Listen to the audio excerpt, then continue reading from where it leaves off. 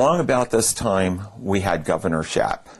And boy, did my family hate him when he was first elected. I forget, was he a Democrat? Governor Shapp was a Democrat. I believe he was first elected governor in 1970. And again, re-elected in 1974. But the further his administration went along, and the more I got to know people who admired him, the more I perked up and paid attention. He was doing things like making proclamations stating that henceforth state employees in the state of Pennsylvania would no longer be discriminated against for their orientation.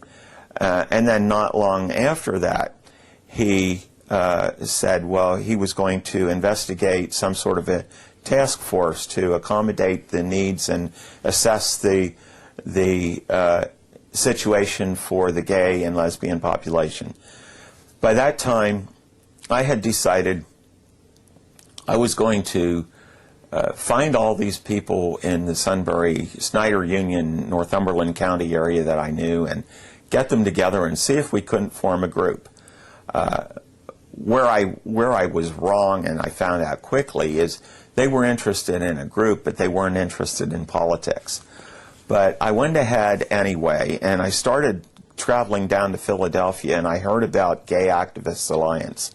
And I found out where their meetings were, and somehow I believe I might have gotten in contact with Mark Siegel at that time. I read his name somewhere, heard about him, knew that he was involved in GAA, and was told I was welcome to come down. So I traveled down there to a couple of GAA meetings, talked to several people there, got my group together in Sunbury, started writing letters and making phone calls, got in contact with some other people. By this time, the Gay Rights Task Force meetings were starting to take place in the governor's office in the Capitol in Harrisburg, and there were no assigned positions. This was a task force, and the gay and lesbian community and friends, people who were interested, were invited to come into the governor's office. He had a huge conference room that was probably as long as this building. The table had to be a quarter of a football field long, I believe. And there were chairs, probably 30 chairs, maybe 35, 40 chairs seated around this big long table.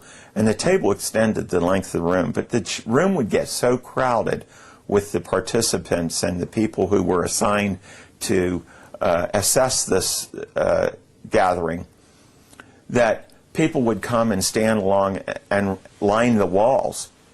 So we were coming from every part of the state.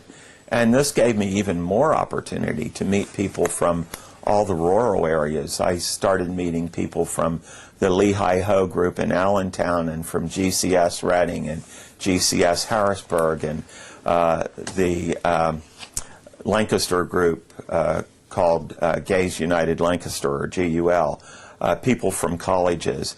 And some of the state members were starting to show up. They already had more or less been picked, like Dr. Walter Lear was the representative for the State Department of Health, and Barry Kahn and Earl Greensburg were there as attorneys in the State Department or Attorney General's office, and Elizabeth Schuster was there, and a woman from the Department of Education, I can't think of her name, but anyway, different people from the state were starting to show up, and we started getting to know them, and there were a lot of discussions. These meetings would usually go on for a couple of hours in the afternoon, and then we'd gather down in the lunchroom on the basement of the Capitol and have refreshments together, and so we got to mingle.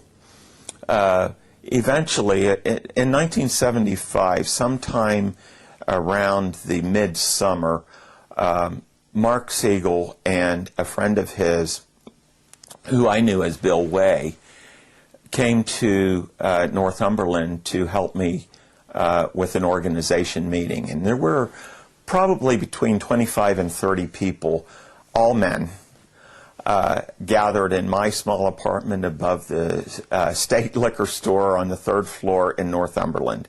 And that's where our organization meeting occurred.